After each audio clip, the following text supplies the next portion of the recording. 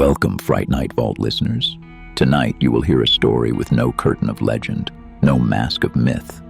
This is no haunted castle or whispering wall. This is a place like any other. A working town by the water, familiar streets, faces you'd forget in passing. And yet something moves there, something that feeds where routine is strongest. The town is called Marrow's Crossing, a narrow coastal place where shipyard cranes claw at the sky and the smell of salt sticks to every window. It is not old enough to be ancient, not new enough to be thriving. Its people live by cycles, tides, shifts, Sunday bells, the steady habits of men and women who know one another too well. The story begins quietly. A missing dog scratches on a delivery van, a child's toy left in the road with no owner in sight. All explainable if you choose the right lie. But there were some who noticed more, the wrongness beneath it. Ellis Calder, a longshoreman, first saw it near the docks, a tall shape slipping between stacked crates, moving faster than a man, slower than an animal. He didn't speak of it at first. He only stopped walking home alone. At the clinic, Nurse Maren Shaw treated 3 patients in a week with nearly identical wounds, long, parallel scratches that cut deep but never tore muscle. Each had a story that didn't match. A fall, a fence, a broken tool. She cleaned the blood, stitched the flesh, but wrote in her notes that all 3 sets of marks were the same. And in the church ledger, Reverend Jonah Pike made an entry in his cramped hand. Another gone. Another claimed. It hunts in 3s. At first, no one connected these fragments. They lived their days. They left doors unlocked. They trusted the night to behave as it always had. But the silence was already thinning. Something had arrived. Or perhaps something had finally awakened. The first person to vanish was Hannah Rook, the town's baker. She closed her shop on a Thursday evening, tied her apron to the back door hook like always, and unlocked her bicycle. She never made it home.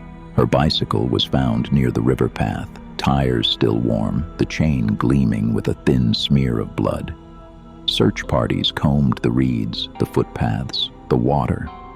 Hours later, they found her body in the shallows, laid out as though someone had placed her there.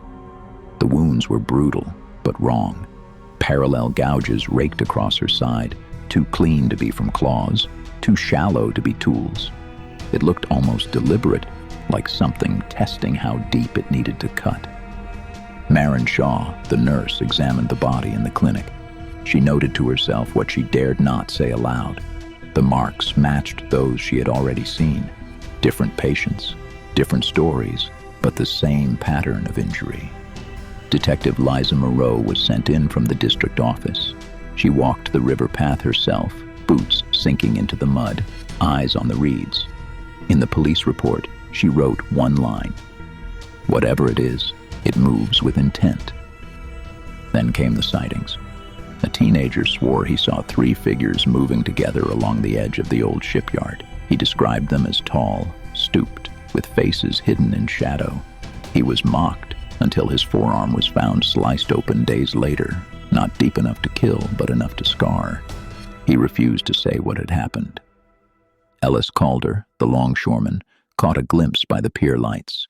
A silhouette paused under the lamp, and for a second he saw the reflection of teeth.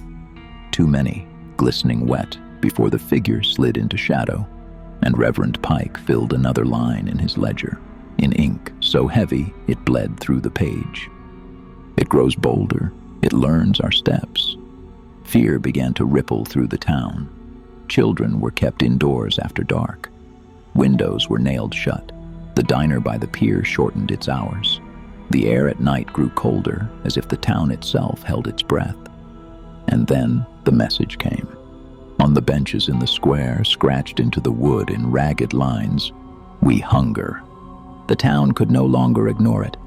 Patrols were organized, neighbors walked in pairs, and Detective Marrow set traps by the shipyard, motion lights, cameras, bait left in the open. The traps failed. The bait was disturbed, but the cameras showed nothing. Only static. and in the dirt around the crates, the prints left behind were worse than any photograph. Impressions of long, narrow feet and drag marks, as if something crawled on limbs bent the wrong way. Ellis Calder volunteered to act as decoy. He walked the river path alone at dusk, while others waited nearby, hidden in the brush. At first, there was nothing, just the sound of water moving and reeds hissing in the wind. Then he felt it, the air shifting, the quiet before a strike. He turned his headlamp, and there it was. A figure, taller than a man, crouched low, its skin gray and stretched tight, its mouth too wide, rows of jagged teeth glinting wet in the light. Its fingers ended in nails like curved blades, scraping slow across the bark of a tree. It did not rush. It studied, its head tilted in sharp, unnatural angles as if measuring him. The patrol broke cover, shouting, lights flaring. The creature moved with a blur of speed, slashing across Ellis's side before he could even raise his arm.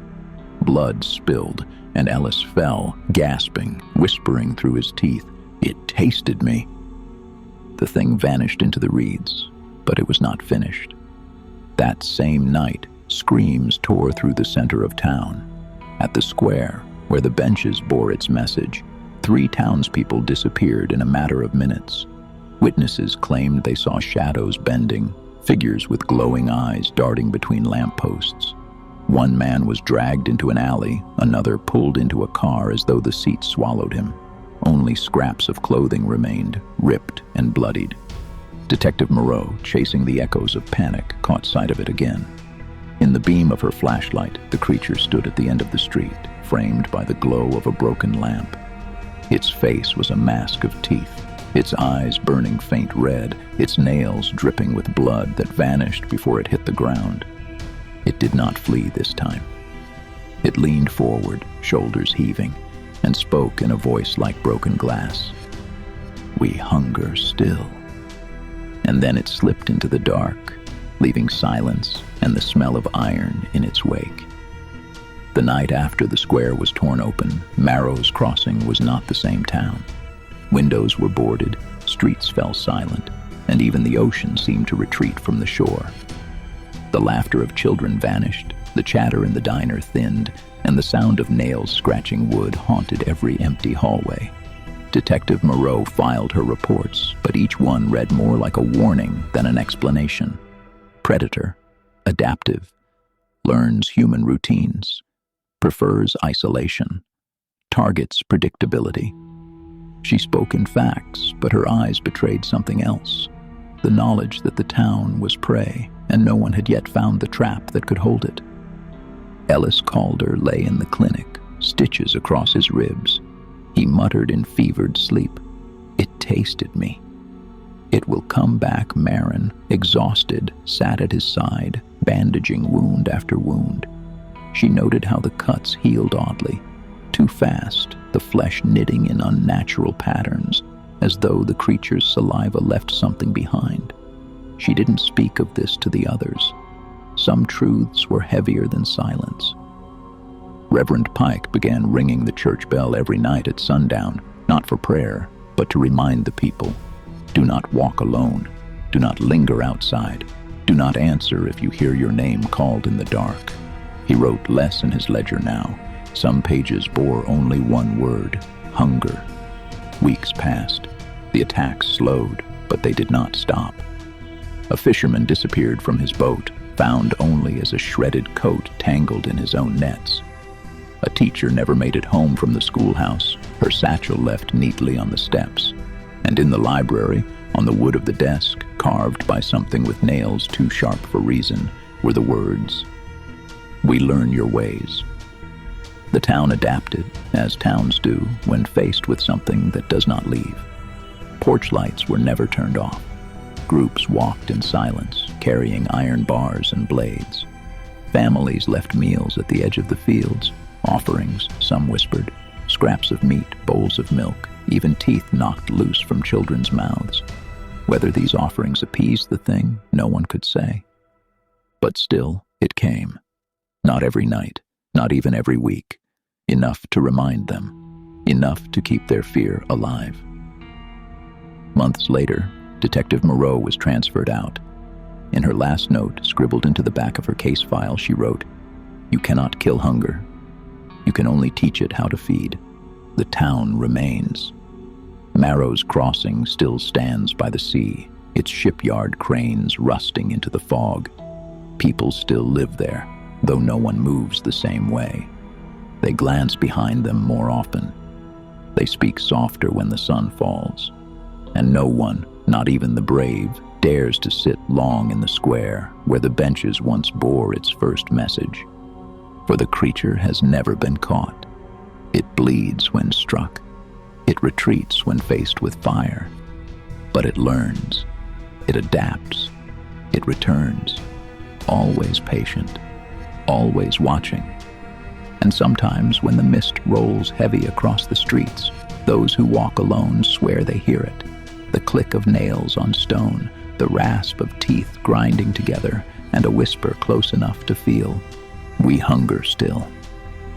If you listen to this tale in the dark tonight, do not mistake distance for safety. Some predators do not vanish. They wait, they learn. They wear down the edges of your life until you change for them. Subscribe to the Vault and never walk alone again. Listen in the dark. Watch with the lights off. And if you hear your name whispered when no one is there, never answer. We upload daily, and one night, Vault Master, the story may be yours.